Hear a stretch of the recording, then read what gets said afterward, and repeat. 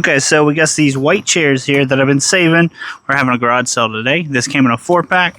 So you got the other 3 right here. And this one I just pulled it out and first looked at it. This is not going to be metal. This is plastic on the bottom. But it's smooth. It's smooth plastic. It's got the 3 holes for drains. And what I like about this one is it has the curved back.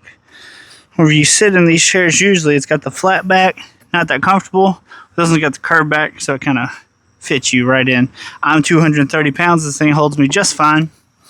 And it folds up super easy because it has this little holder right here that the metal piece slides in and out of.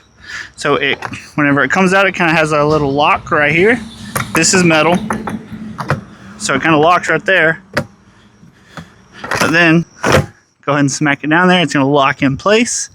And then if you give it a good yank, it's going to fold back up. Be able to store really nice. So if you need some good folding chairs for an event, kind of like we're having this garage sale today, and maybe someone wants somewhere to sit, I like these chairs. Better than the old metal ones, I think. A lot lighter too, obviously, because partly plastic. But yeah, that's these chairs. I'm Jace. I'll see you next time.